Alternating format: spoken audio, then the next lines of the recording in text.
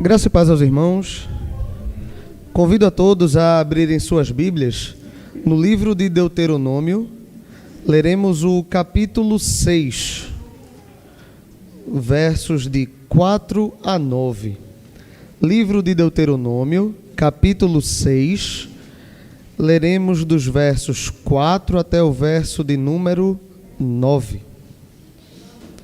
Hoje é o último domingo de maio. E durante todos esses cultos desse mês, nós meditamos a respeito da família.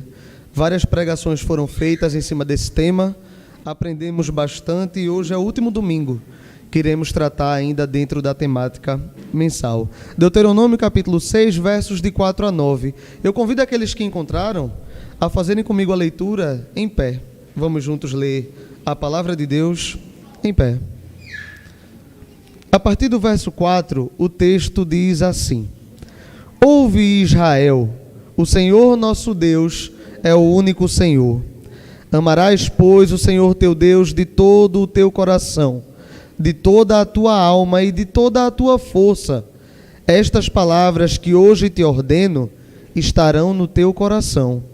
Tu as inculcarás a teus filhos, e delas falarás assentado em tua casa, andando pelo caminho, e ao deitar-te e ao levantar-te. Também as atarás como sinal na tua mão, e te serão por frontal entre os olhos.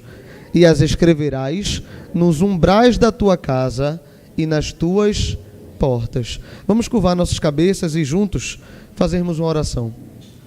Santo Deus, te damos graças por esse domingo, Pai. Te agradecemos pelos livramentos que tu nos concedeu durante a semana. Diante de uma semana tão atribulada, tão cheia de dificuldades, que o Senhor lançou sobre nós para o nosso bem e para o nosso aprendizado, nós te agradecemos pelos livramentos, Pai. Te pedimos encarecidamente que ajude aquelas pessoas que estão passando por necessidade nesse momento, que perderam seus abrigos, que perderam suas posses, que estão na rua, que estão precisando de auxílio, Pai. Que nós como igreja possamos nos engajar nessa ajuda. Toca no coração de cada membro para a contribuição e doação para esta causa, Pai. Abençoa neste momento a exposição da palavra, que nosso coração seja o terreno fértil para aprender mais sobre Ti, Senhor. Que o Senhor use por meio do Teu Santo Espírito, possa iluminar as nossas mentes. Nos ajuda, é o que te pedimos em Cristo Jesus. Amém. Os irmãos podem sentar.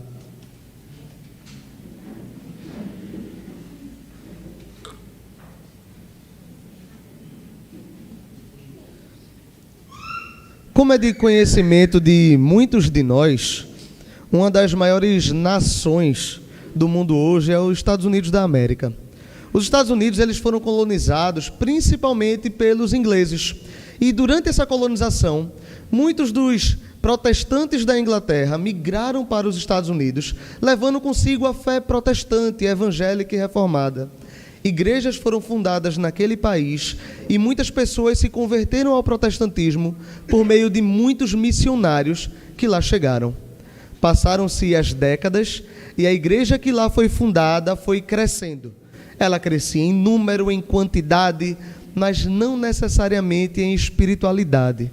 Por volta do século XIX, alguns pastores presbiterianos nos Estados Unidos, eles se reuniram para fazer um concílio se questionando sobre os motivos da decadência da igreja naquela nação. Aquela nação que na época também era conhecida como Nova Inglaterra. E eles refletiam sobre por que as igrejas estavam tão cheias de pessoas, mas as igrejas não eram igrejas espirituais, não eram maduras, não eram saudáveis. Por que a igreja estava tão cheia, mas não tinham crentes fiéis dentro daquela igreja? Dentro do documento que aqueles pastores redigiram, tinha uma cláusula que me chamou muito a atenção quando eu li. Um dos pastores, ele redigiu no documento a seguinte citação. Ele falou assim: a igreja de nossa época em nada pode comparar-se à igreja do século XVII. Quando ele fala isso, ele está rememorando a igreja dos puritanos na Inglaterra.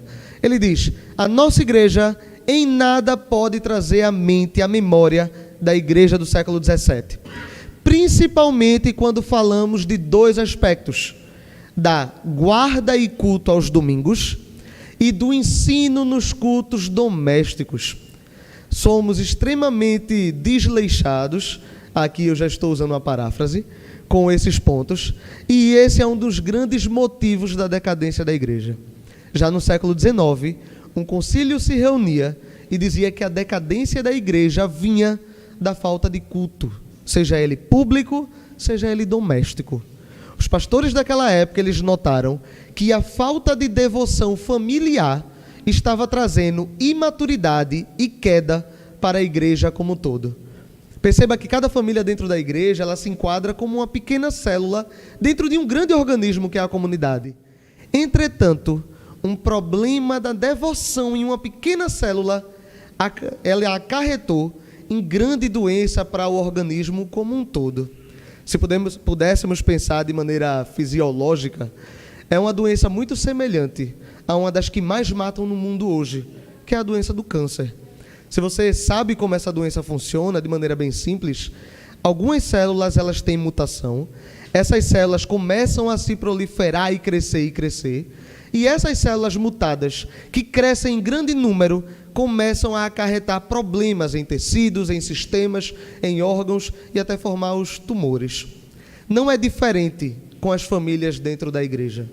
Os pastores daquela época identificaram que o problema domiciliar ele estava se proliferando na igreja, e isso trouxe a um grande mal na comunidade como um todo. Pensando nisso, o último sermão desse mês, focado na família, é um sermão muito prático. A minha ideia hoje é que nós juntos possamos discutir sobre o chamado de Deus para o culto doméstico. Em várias reuniões a gente conversa sobre culto doméstico. No discipulado de homens é conversado sobre culto doméstico. No discipulado de mulheres é conversado sobre culto doméstico. No discipulado de casais é falado sobre culto doméstico. As crianças são estimuladas na EBD e é ensinado a elas que a EBD é só uma extensão do culto doméstico. Mas será que nós estamos sendo fiéis ao chamado de Deus para o culto doméstico? Será que estamos sendo desleixados? Será que estamos sendo relapsos em relação a um chamado tão importante? Na época do século XVII, que o pastor menciona no documento, os puritanos disciplinavam pais que não faziam culto doméstico em suas casas. Era pecado contra a família não realizar culto doméstico e havia disciplina para isso. Eu creio que na época de hoje, todos nós seríamos disciplinados, porque muitas vezes somos extremamente relapsos com a devoção em nossas casas. Antes de entrarmos de fato no texto, quero trazer apenas duas citações. A primeira é a do Jonathan Edwards, em um dos sermões que ele pregava. No fim do sermão dele, ele deu uma pausa para exortar a igreja. E esse sermão ele está redigido. E ele diz o seguinte: antes de concluir minha pregação, deixe-me repetir o conselho que tenho dado aos chefes de família. Afadiguem-se em ensinar, aconselhar e orientar seus filhos e esposas. Comecem cedo, quando ainda há oportunidade, e mantenham uma constante diligência em atitudes deste tipo. O Edwards, em seu sermão, há muito tempo atrás, ele estava pregando e ele dá uma pausa. Antes de eu terminar a pregação, deixa eu frisar uma coisa. Pais, comecem o ensino, o aconselhamento, o discipulado, o culto doméstico, enquanto é cedo, enquanto há tempo. Não só comecem, mas sejam constantes em atitudes desse tipo. Outra citação do A.W. Pink, já estudamos alguns livros desse autor aqui na igreja, estudamos os atributos de Deus do A.W. Pink nas quartas-feiras, e ele também, escrevendo sobre isso, ele diz o seguinte: o lar do crente deve ser a esfera da sua mais evidente dedicação a Deus. Olha que interessante. O lar do crente deve ser a esfera onde ele mais evidencia a sua dedicação a Deus. Pense, faça uma autoanálise de como isso é invertido na nossa realidade. Eu estou falando isso porque eu penso em mim mesmo. Quantas vezes somos mais atentos à devoção, aos cultos, à disciplina dentro da igreja, e dentro de casa somos verdadeiros demônios. Dentro de casa agimos contrário àquilo que nós pregamos em praça pública. O Pink está dizendo, olha, o lar de vocês deve ser o lugar onde a sua devoção ela é mais evidente. Todas as realizações do lar precisam estampar o divino chamado do crente, e todos os seus afazeres devem ser dispostos de tal modo que todas as pessoas vindas ao seu lar devem ver que Deus está ali. Olha o que Pink está dizendo. A esfera do seu lar, a sua casa, é o lugar onde você mais tem que ser crente. O lugar onde sua fé mais é testada, mais é colocada à prova, e onde você mais deve evidenciar a sua salvação, é na sua casa. Isso deve ser tão notório, deve ser tão visível, que as visitas, ao chegarem na sua casa, devem olhar para aquele lá e dizer que Deus está lá. Deus está aqui. No trato do marido com a esposa, no respeito da esposa pelo marido, na disciplina que eles têm pelos filhos, o lar do crente deve ter estampado na porta que Deus mora lá também, que Deus está lá. Note quão grande é a responsabilidade que temos dentro de nossas casas, entre poucas paredes. Achamos que o nosso maior testemunho é para as pessoas de fora. Cremos que devemos testemunhar para meus colegas de trabalho, meus colegas de universidade, meus amigos da escola. Eu tenho que testemunhar do Evangelho para todo mundo. A gente só não testemunha do Evangelho dentro de casa. E o Pink, na citação, ele está trazendo uma inversão disso. O lugar onde sua fé é mais evidente tem que ser na sua casa. Com isso em vistas, devemos meditar um pouco a respeito do culto doméstico. Vamos olhar para o texto a partir do verso 4. Leiam comigo, olha, a gente vai ler dos versos 4, 5 e o 6. Primeira parte do texto diz assim: Ouve, Israel, o Senhor nosso Deus é o único Senhor. Amarás, pois, o Senhor teu Deus de todo o teu coração, de toda a tua alma e de toda a tua força. Estas palavras que hoje te ordeno estarão no teu coração. Lê só o comecinho do verso 7. Tu as inculcarás a teus filhos. Percebam uma coisa. Antes do texto mandar que os pais inculquem a palavra de Deus aos seus filhos, tem uma coisinha antes. Tem um passo anterior. Antes do discipulado, existe um pretexto que é: as palavras de Deus, as palavras desse mandamento devem estar no seu coração. Não tem como dar aquilo que eu não tenho. Não tem como ensinar aquilo que eu não sei. Não tem como eu desenvolver uma piedade no lar em família se eu não tenho uma piedade individual. O culto doméstico, ele nunca será uma bênção se você, na sua devoção pessoal, não for uma bênção. Nos princípios de liturgia da IPB, isso é uma coisa interessante. Eu não sabia disso até estudar para essa pregação. O princípio de liturgia, que é um documento oficial da nossa igreja, ele estabelece que existem 3 tipos de culto. Existem 3 cerimônias que os princípios de liturgia, que é um documento oficial, chamam de culto. Existe o culto público, o culto doméstico. O culto doméstico está nos princípios de liturgia da nossa igreja, e o culto individual. Para a nossa denominação, nós olhamos para a vida de adoração e olhamos para ela em 3 esferas: o culto público em comunidade, o culto doméstico em família e o culto individual. Antes de pisarmos no culto doméstico, e se a gente não está fazendo isso, já estamos atrasados, devemos colocar em prática para hoje, mas devemos cultivar também o culto individual. O culto individual, a devoção pessoal, aquele momento de leitura da Bíblia, de louvor, de oração, de intercessão pela família, que você faz sozinho, é extremamente importante. Você não fará um culto com sua esposa e filhos se você não faz um culto com você mesmo e Deus. Você não vai orar com a sua família se você não tem um momento de oração sozinho, onde você intercede pela sua família. Perceba que a visão de culto é que a gente sai de uma esfera mais privada para uma esfera cada vez mais pública. Você tem que desenvolver uma vida de adoração privada com Deus. Essa vida, ela vai desembocar numa vida de adoração familiar, e essa família que agora adora em conjunto se reúne com mais famílias para adorarmos juntos em comunidade. Você não vai conseguir desfrutar de um culto abençoado com sua esposa e filhos se você não tem um culto abençoado entre você e Deus. Deus é aquele que nos criou, nos colocou nesse planeta para cultivarmos e guardarmos, como diz o livro que estudamos na UPH. E um dos mandatos de Deus na criação é um mandato de relacionamento do homem com seu Criador. O homem é chamado a estar em comunhão com Deus diariamente. No Antigo Testamento, nós não tínhamos como ter acesso direto, mas no Novo Testamento, o livro de Hebreus vai dizer que cada um dos crentes é um sacerdote e pode chegar à presença do trono de Deus tendo fé no sacrifício de Cristo. O que o povo da Antiga Aliança não tinha, nós temos. O acesso que era dificultado, agora é facilitado. Todos nós temos acesso, mas muitos de nós desprezamos o acesso. É interessante que, quanto mais as coisas se tornam fáceis e acessíveis, menos a gente quer essas coisas. Lembro-me quando eu era criança, do tamanho de Laurinha, mais ou menos.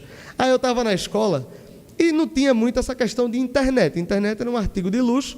O computador, ele tinha um monitor que tinha uns 3 metros de comprimento para trás. Era um negócio gigantesco e para ter internet era discada, que só ia pegar mais ou menos de meia-noite e olhe lá se ninguém estivesse usando.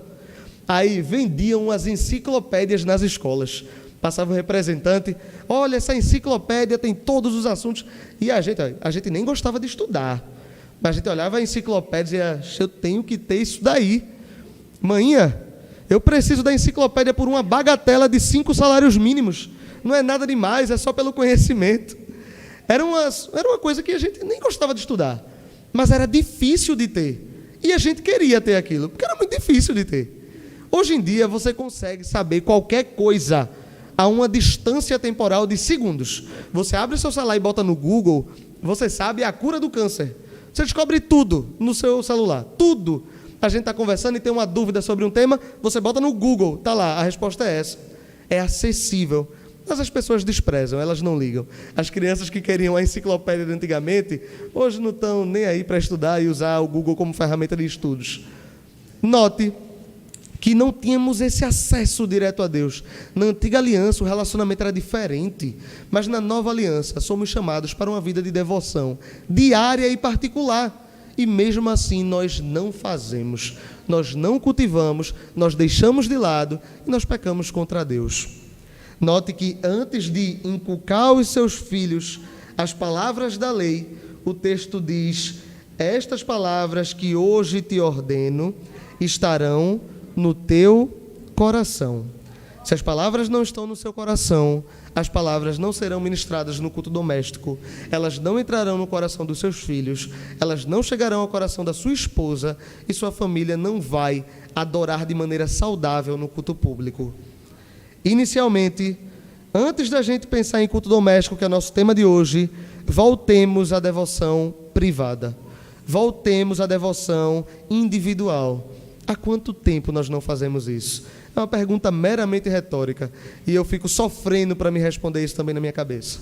Há quanto tempo a gente não para sentar sozinho e orar e ler a Bíblia e ter um momento com Deus? Há quanto tempo nós não fazemos isso? Se eu perguntar a você qual é o livro da Bíblia que você está estudando no seu culto privado, muitos de nós não saberemos nem responder porque não estamos fazendo o culto privado. E Deus nos chama para isso. Voltem às suas devoções individuais, para que depois disso você possa desfrutar da comunhão em família. No verso 7, e é onde a gente vai a ter mais tempo, diz assim: Tu as inculcarás a teus filhos, e delas falarás assentado em tua casa, andando pelo caminho, ao deitar-te e ao levantar-te. Após a gente aplicar a palavra ao coração, Deus diz, inculca isso na tua família, começando pelos teus filhos, também pela tua esposa. O texto aqui ele não foca na figura da esposa, mas se a gente vai lá para Efésios 5, que o pastor Cláudio pregou na semana passada, o apóstolo Paulo ele diz que a responsabilidade do marido é lavar a esposa pela água da palavra, de modo a entregar ela como uma pessoa pura, santa e sem máculas. Assim como Cristo fez com a igreja, o marido deve fazer para com sua esposa. Então o texto se aplica da mesma forma em outra situação, é mencionado também na Bíblia. Após aplicarmos a palavra ao coração, Deus nos chama ao ensino. Deus nos chama ao cultivo da devoção em família. Nós precisamos vencer as barreiras que a gente mesmo coloca para o culto doméstico. Nós inventamos desculpas para fazer o culto doméstico. E já diz o ditado, esse ditado é muito bom. O homem que é bom em dar desculpas, ele não é bom em mais nada. Porque ele sempre vai dar desculpa e nunca vai fazer nada. Então ele fica muito bom em dar desculpas, no resto ele deixa de ser bom em tudo, porque ele não faz mais nada. Se a gente continua inventando desculpas para não fazer o culto doméstico, nós não iremos progredir. Então, vamos pensar em algumas desculpas muito comuns que nós damos na falta de realização de cultos domésticos. Uma desculpa, eu vi numa pregação do reverendo Felipe Fontes, da Presbiteriana de Santa Amaro, lá em São Paulo, e ele diz, foi até interessante quando eu vi isso, porque eu nunca vi alguém dar essa desculpa, mas ele disse que trabalhando com o PH, ele notou que muitos homens que pagavam de muito intelectuais falavam isso para ele, que eles não precisavam fazer culto doméstico, porque isso não era um mandamento bíblico. A Bíblia não diz, literalmente, façam o culto doméstico. Você só será salvo se fazer o culto doméstico. De fato, a Bíblia não diz isso. A Bíblia não fala, façais, pois, o culto doméstico, se não fizeres, estarás condenado à perdição. A palavra de Deus não diz isso. A Bíblia não é direta nesse ponto. Só que também é interessante que quando a gente olha para o catecismo de Westminster, e o catecismo vai perguntar sobre o que é a palavra de Deus e quais são os mandamentos, o texto vai dizer, tudo aquilo que é claramente exposto nas Escrituras e tudo aquilo que claramente se pode inferir delas. Existem coisas na Escritura que não são nominalmente mencionadas. Namoro é uma palavra que não está na Bíblia, mas a Bíblia fala sobre esse tipo de relacionamento. A mesma coisa se aplica ao culto doméstico. Nós temos mandamento para o ensino de filhos, nós temos mandamento para o ensino entre o casal, nós temos mandamento para que a palavra de Deus seja ensinada dentro de casa. Aqui em Deuteronômio, o autor vai dizer, faça isso sentado na sua casa. Então, querendo ou não, eu tenho um mandamento dizendo, o ensino, ele deve ser presente na minha casa. Além disso, eu tenho um mandamento na Bíblia dizendo que toda a minha vida deve ser uma vida de sacrifício e adoração a Deus, de culto de adoração a Deus. Quando a gente olha para a primeira pergunta do catecismo, a gente vê que o fim do homem é glorificar a Deus, é adorá-lo. E essa adoração não é restrita à igreja, mas ela também se estende para a sua vida familiar. Então, temos inúmeros contextos na Bíblia que nos apontam para a necessidade do culto doméstico. Só que esse erro de dizer que o culto doméstico não é um mandamento bíblico é um erro de, como posso dizer, visibilidade do problema. A pessoa que está fazendo isso, ela está olhando o problema com os olhos errados. O culto doméstico, entenda o que eu vou lhe dizer, ele não deve ser visto como uma obrigação, ele deve ser visto como uma graça, como algo que você é favorecido em desfrutar. O culto doméstico, entendo o que eu lhe digo mais uma vez, assim como todas as boas obras que você faz, elas não são necessárias para que você seja salvo. Você foi salvo por outras coisas. Só que por ser salvo, você vive essas obras em gratidão a Deus.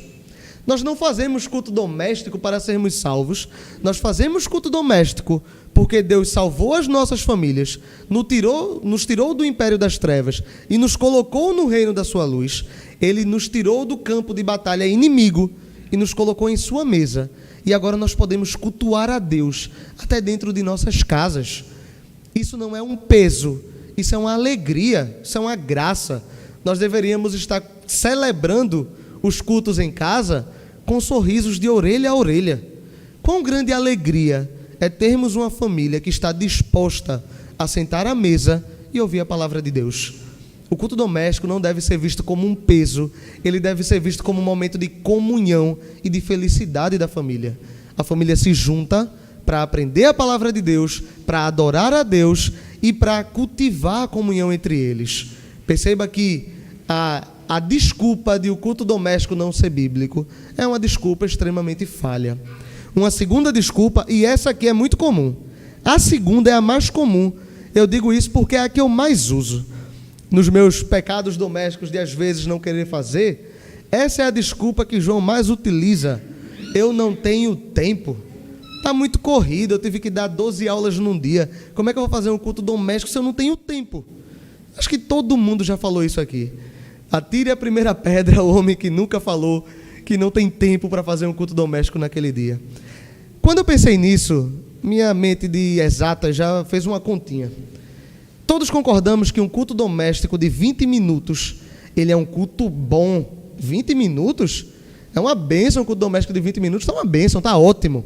20 minutos representa 1,4% do seu dia. Seu dia de 24 horas, menos de 2% daria os 20 minutos do culto doméstico. Aí se eu pergunto, como o pastor Cláudio sempre nos pergunta, de modo a nos constranger, o que é mais importante na sua vida? Às vezes é Deus. Em seguida, o que é mais importante? É a minha família. Deus e a minha família são as coisas mais importantes. Você consegue dedicar 1,4% do seu tempo à sua família? João, 20 minutos é muito. Vamos colocar 10 minutos? Dá para cantar um louvor, dá para ler a Bíblia e ter uma explicação rápida aí no meio. 10 minutos é menos de 1% do seu dia. Será que a gente consegue dedicar menos de 1% do dia às nossas famílias? Se a gente não está conseguindo dedicar menos de 1% a uma devoção em família, sinto lhes dizer e me dizer que o pecado é da gente. O pecado é nosso. A agenda é nossa. As obrigações são nossas. Quem organiza as nossas obrigações somos nós. Cabe a nós mesmos aplicarmos naquele dia a dia um momento de culto familiar, de culto doméstico. Se nós não colocamos isso em pauta, o erro é nosso. E Deus ele é bom no argumento. Deus é um excelente debatedor. Aí sabe o que Deus faz?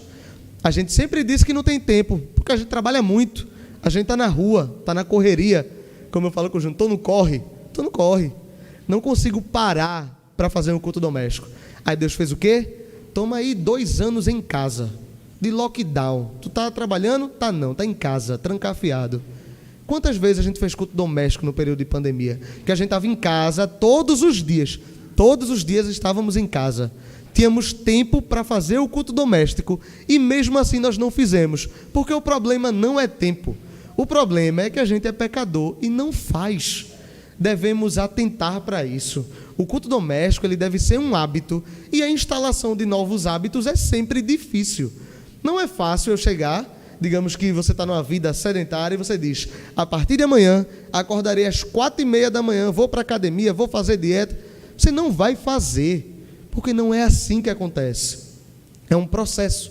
Instale aquele culto doméstico. Comece pequeno e vá desenvolvendo até que se tenha costume. Quando dizemos que não temos tempo, só estamos enganando a nós mesmos.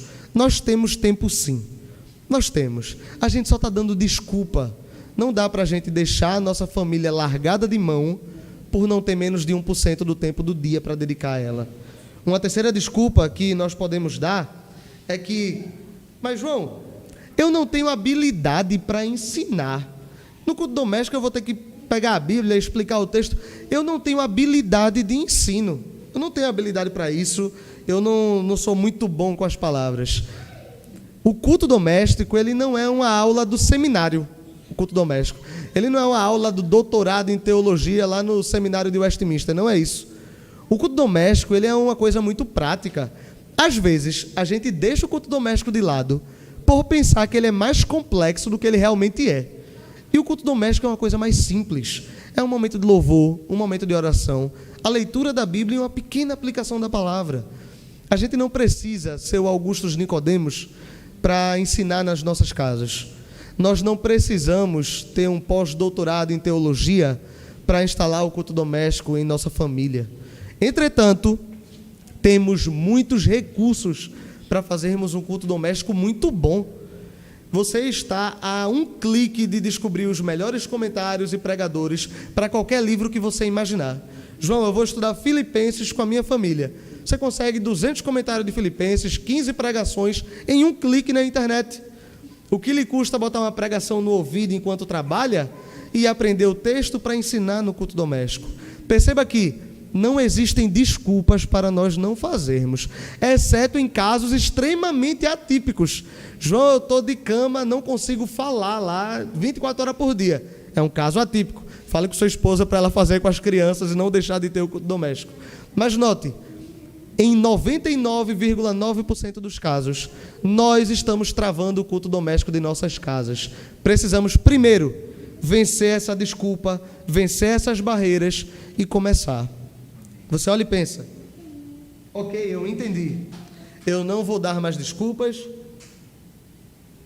eu não vou mais dizer isso, eu não vou mais dizer que não tenho tempo, eu não vou mais dizer que eu não tenho muitas habilidades, que eu estou na correria do dia a dia. Eu quero fazer o culto doméstico. Uma pergunta é, como a gente faz? Como é que eu posso organizar esse culto doméstico na minha casa? Como é que eu posso organizar esse momento? E o interessante é notar que cada família vai viver uma realidade distinta. Cada família tem um contexto. Uma tem mais filhos, outra tem menos filhos. Na minha casa, que é eu e Ali, não vai ser o mesmo culto doméstico. Na casa de Aldemir, que tem ele, Areli, cada um tem uma rotina, que já é diferente na casa de Bruno, que tem crianças, que já é diferente na casa de Wallach, que também tem crianças. Em cada casa, você vai ter uma realidade distinta de aplicação do culto doméstico. Mas existem coisas que são centrais. Primeira coisa, e note, essa parte é mais de sugestões. Essas sugestões você encontra em livros muito bons. Eu me baseei muito aqui sugerindo leitura. Existe um livro muito bom chamado Redescobrindo o Tesouro Perdido do Culto Doméstico. É um livro muito bom para você ler, ele é muito curtinho. Se eu não me engano, ele deve ter umas 40 páginas. É um livro de bolso que você consegue ler muito rápido. Tem um livro do Joel Bick chamado Adoração no Lar. Também é muito bom, ele vai dar essas mesmas sugestões. A primeira sugestão é que, para fazer o culto doméstico, escolha um horário onde toda a sua família possa participar. Mas, João, existe um desencontro muito grande das pessoas da casa. Imagina uma casa onde tem 2 filhos na faixa dos 20 anos, que cada um trabalha, e os pais trabalham. Então, cada um tem um emprego, cada um tem uma rotina, cada um tem um horário. O que nós devemos fazer? Escolha um horário onde o máximo de pessoas esteja. Se tem um membro da família que ele não consegue aquele horário, tente adaptar alguns dias da semana para que aquele membro não fique excluído do culto doméstico e ele possa participar. O ideal é que esse horário seja o melhor para todo mundo e que todo mundo possa estar no culto doméstico. Na minha casa, a minha rotina diária às vezes não bate muito de horários. Então, a gente não tem um horário fixo de culto doméstico. É sempre em alguma refeição. Às vezes é de manhã, às vezes é no almoço, às vezes é no jantar. É muito variável. Cada dia, digamos que um dia eu trabalho à noite. Naquele dia eu não vou realizar um culto doméstico à noite, porque eu vou chegar muito tarde. Então, em outro horário, eu vou adaptar para ter aquele culto doméstico. Então, nesse caso, que é mais difícil, o fácil é ter um horário certo. Vai ser todo café da manhã a gente faz culto doméstico. Isso é o melhor dos cenários, tá? Você tem um horário fixo. Num caso como o meu, por exemplo, que os horários não são fixos, então eu planejo. Olha, a gente vai fazer esse dia nesse horário, tá? Eu e você em casa. Amanhã é outro horário, mas estamos nós dois, faremos nesse horário. Primeira coisa, escolha um horário que agregue todo mundo. A segunda dica é, escolha um local apropriado para realizar culto doméstico. Não dá para fazer um culto doméstico na cama, todo mundo deitado. Você vai dormir no sofá deitado. Não vai dar certo. E aqui tem um ponto interessante. Lembre-se que o culto doméstico, ele é um culto a Deus. O Deus que você adora na sua casa, no sofá da sua casa, é o Deus que você está adorando aqui, sentado na igreja. A reverência que é precisa aqui é a reverência que é precisa lá. Então, escolha um lugar apropriado onde as pessoas consigam sentar. A mesa é legal, eu gosto de fazer na mesa. Depois que a gente come, ou eu termino e já vou abrir na Bíblia, a gente na mesa, porque consegue sentar, consegue apoiar a Bíblia, é um local mais de estudo, digamos assim. Mas escolha um local apropriado, para que haja reverência no culto doméstico. Por que eu digo isso? Porque a reverência que a gente leva para o culto público é a reverência que é trabalhada no culto doméstico. Eu digo muito por experiência. Eu não tive uma família cristã, só tive minha avó que era cristã. Então ela realizava devocionais em casa, muitos devocionais. O culto individual dela era uma coisa extremamente grande mesmo, de horas, de manhã, tarde e noite. O culto individual dela era muito grande. E ela fazia culto doméstico comigo. E eu lembro de já ter levado muitos cascudos à mesa com a minha avó lendo a Bíblia. Porque eu queria aperrear, eu queria fazer alguma coisa. E minha avó era meio bruta. Uma vez ela quebrou um guarda-chuva na minha cabeça. Porque eu estava aperreando muito. Minha mãe me ameaçava. Não tinha pai, minha mãe dizia assim, eu vou dizer para sua avó. Eu me tremia. Que nem, rapaz, não ficava com medo da bexiga, porque minha avó era o terror nisso daí. A reverência que eu levava para a igreja era a que ela fazia no culto em casa. E na igreja, ainda adolescente, muitas vezes eu não era reverente. Eu conversava no culto, fazia um bocado de coisa que não era para ser feita. E ela via no culto e depois puxava minha orelha em casa. E aquilo é um processo, é trabalhado. Nenhuma criança vai nascer, a criança nasceu, eu já sei como tenho que me comportar no culto. O menino pequenininho vai sentar com a Bíblia, vai escrever as anotações e dizer: papai, vamos trabalhar em cima desse texto hoje com 30 comentários bíblicos. Criança que fizer isso, você já bota ela no seminário criança, porque ela já nasceu com um dom muito diferenciado. Criança não é assim. Ela vai aprendendo no dia a dia da família dela. E o puxão de orelha, quando eu digo puxão de orelha, eu falo até de exortação mesmo. Não senta desse jeito, não faz assim, não sai agora, porque está lendo a Bíblia. Isso é algo que ele vai levar para o culto público. O culto doméstico, ele vai desembocar no culto público. Então, escolha um lugar apropriado. Escolhi um horário bom, amém. Escolhi um local que é apropriado, amém. Vou tomar conta para que todo mundo tenha reverência diante do culto doméstico. Agora, como é que a gente conduz a liturgia do culto doméstico? O livro que eu mencionei o primeiro, ele vai dizer que tem 3 coisas que são indispensáveis. Não pode faltar essas 3 coisas no culto doméstico, que são louvores, oração e leitura da Bíblia. Essas 3 coisas são necessárias de ter dentro desse momento devocional. Tem que ter um momento de louvor. O pastor Paulo Júnior, pregando sobre isso, ele indica em famílias maiores que se tenha uma pessoa responsável pelo louvor em casa. Alguém que é mais afinadinho, alguém que toca algum instrumento, de ser responsável pelo louvor. Aquela pessoa é responsável pelo louvor do culto doméstico e diariamente ela está naquele trabalho. O louvor é importante porque nas nossas casas Deus deve ser adorado por meio dos louvores. O louvor, a palavra louvor, ela significa elogio. Se a gente está dentro de casa num culto a Deus, é necessário que nós louvemos e adoremos a Deus. Então não pode faltar louvor no nosso culto doméstico. Muitas vezes eu peco em não fazer louvores. Eu sento, faço uma oração, leio a Bíblia e às vezes eu não faço louvor. É algo que quando eu estava estudando também fui puxado a orelha para me policiar e não esquecer de ter louvores no culto doméstico. Além dos louvores, é necessário que hajam orações. E nas orações é um momento muito interessante, porque você pode ouvir os pedidos de oração da sua família. Então você conhece a necessidade da sua esposa, do seu marido, dos seus filhos. Você vê onde eles têm dificuldade e vocês em família vão orar pelas dificuldades dos membros daquela família. Não só isso.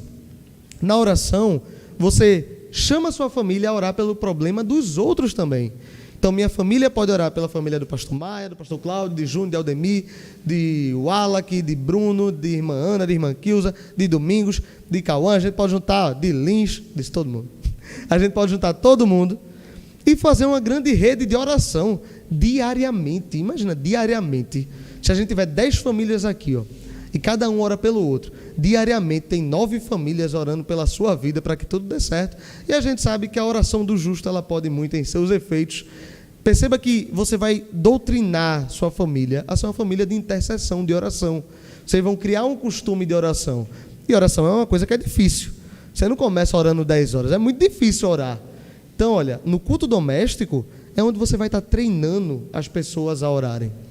Além disso, no culto doméstico não pode faltar a leitura e a exposição da Bíblia. A Bíblia ela tem que ser aberta dentro de um lar cristão. Não dá para uma casa de crentes não ter uma Bíblia aberta e lida lá dentro. A Bíblia tem que ser pregada lá dentro. É interessante, famílias homeschoolers que têm a alfabetização dos seus filhos, podem aproveitar o momento para desenvolver a leitura das crianças. Filho, você vai ler o texto hoje. Mas eu não sei muito, mamãe. Vamos lendo devagarinho, você consegue até usar isso de método educativo. E ele vai lendo e aprendendo aquele texto. Lembro-me que várias vezes nos cultos aqui, Derinho sempre lê. Quando ele diz, tal texto, aí ele pega e lê o texto da Bíblia. E é importante também que essa exposição bíblica daquele que está pregando seja algo bem direcionada. Você não está precisando pregar algo. Perceba que cada texto ele vai se adaptar para a pessoa. A palavra de Deus ela tem mensagem para todos nós. Dentro da Bíblia, ela tem finalidade para todos nós. Ela vai moldar cada um de nós. Então é importante que aquele que ensina no culto doméstico, ele aplique a palavra para cada membro, para a esposa, para os filhos, e as pessoas dentro de casa notem que aquilo ali é relevante. A escolha dos estudos é relevante, os temas abordados são relevantes. Não é interessante você abordar temas muito desconexos com a realidade dos seus parentes, da sua casa.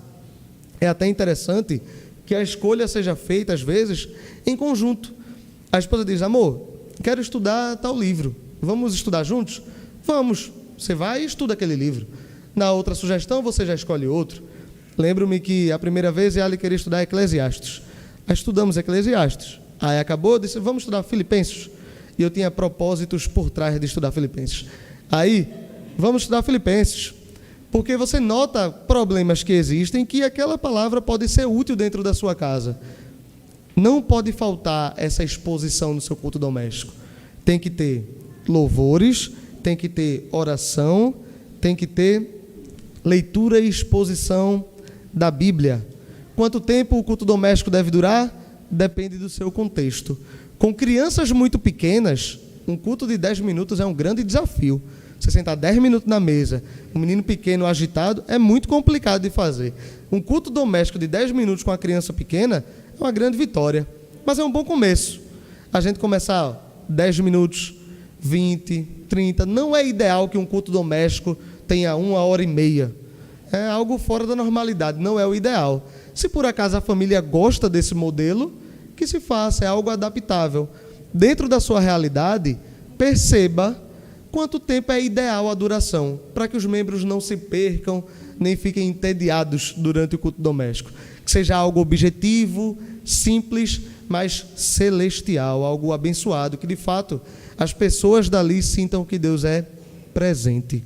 Perceba aqui, no verso 7, Deus diz que nós devemos inculcar, ensinar a palavra. Em que momento devemos fazer isso? Em todos os momentos. Falarás assentado em tua casa, andando pelo caminho, ao você se deitar e ao você levantar, você deve praticar esse ensino em todo momento. Regularmente deve-se haver culto doméstico. Versos 8 e 9 diz: também atarás essa palavra como sinal na tua mão e serão por frontal em teus olhos, e as escreverás nos umbrais de tua casa e nas tuas portas. Percebam que a devoção, que o texto começou falando que a palavra estaria no seu coração. Depois o texto disse que a palavra que está no seu coração, você ensina para os seus filhos. E depois o texto diz que a palavra que está no seu coração e agora foi pregada para a sua família, ela deve ser estampada na porta da sua casa. Perceba como existem 3 partes da atuação dessa palavra.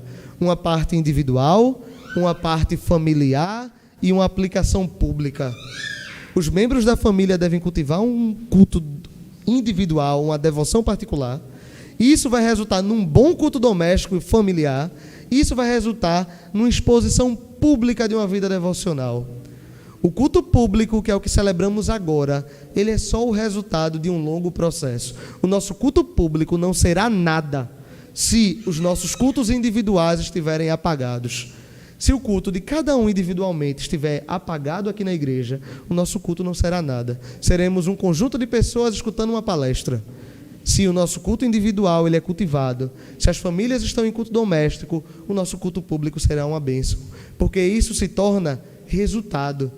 A palavra que começa no coração, ela é pregada para os outros membros da família e ela termina estampada nas portas da casa, para que aqueles que passam vejam o que é naquela casa é uma família de cristãos, de crentes. Lembrando a citação do começo, do Pink, as pessoas que chegam na casa dessa família devem ver que Deus mora lá. Deus mora lá. Não desprezem o culto doméstico. Às vezes parece um momento muito simples, mas não é. Só para dar 2 exemplos, existe um missionário chamado John Paton. O John Paton, ele entrou para as missões, se não me engano, ele morreu em missões. Mas o John Paton, ele dizia que ele se tornou missionário por causa dos cultos domésticos. Ele viu seu pai de joelhos, orando e chorando pedindo que Deus levasse a mensagem do reino para os povos e que as pessoas se convertessem a Deus. E o John, ele via aquela devoção do pai e o pedido do pai tão forte nos escritos dele. Ele dizia que é como se ele visse o Salvador de joelhos orando na frente dele dentro de casa. E isso acendeu nele uma chama. E ele foi um grande missionário. O Joel Bick, no livro Adoração no Lar, ele dá o testemunho de um irmão dele. O irmão dele diz que durante toda a vida, ele nunca esqueceu das cenas de culto doméstico nas suas casas, que ele lembrava da referência de seu pai. E até no momento onde ele estava longe do evangelho, ele nunca questionou a veracidade da fé cristã, porque ele teve um testemunho muito fiel da verdade do evangelho na vida dos pais. O culto doméstico faz diferença. Você pode ver nos frutos. O Joel Bick hoje é um homem que influencia as dezenas de milhares de pastores ao redor do mundo. Seus livros são extremamente lidos e aquela fé foi cultivada no culto doméstico. Missionários estão no campo e eles foram levados até lá e foram cultivados na fé por meio de culto doméstico. Nossos filhos, eles serão criados e crescerão na fé dentro dos seus lares. O melhor local de educação cristã é dentro de casa. Que a gente possa se arrepender das falhas que temos em não cultivar isso que é tão importante, que a gente possa ouvir o chamado que Deus tem para nós de reativar o culto doméstico em nossos lares. Vamos orar pedindo que Deus nos ajude. Santo Deus, nós reconhecemos que somos falhos, somos caídos e pecadores, Pai. O bem que nós queremos fazer, nós falhamos, nós damos desculpas, nós postergamos, nós não cumprimos o dever que Tu queres de nós, Senhor. Sabemos que temos a responsabilidade de sermos exemplos dentro de casa e fora de casa, porém mais ainda dentro de nossos lares, Pai. Devemos ser exemplo para nossos cônjuges, devemos ser exemplos para nossos filhos, para a nossa igreja e para a nossa comunidade, Senhor. Nos ajuda nisso, Senhor. Nos inquieta a cultivarmos uma vida de devoção familiar. Que cada homem que aqui está seja incomodado por Ti a não passar um dia, Senhor, sem que haja culto em suas casas. Que cada esposa relembre seu marido de quão importante é essa atividade dentro de seu lar. Que os filhos, eles se acostumem e que eles peçam que haja um culto doméstico diariamente, Senhor. Nos faz uma igreja forte e saberemos que só seremos uma igreja forte quando nossas famílias forem fortes. Nos ajuda, nos fortalece, é o que nós Te pedimos. Em Cristo Jesus. Amém.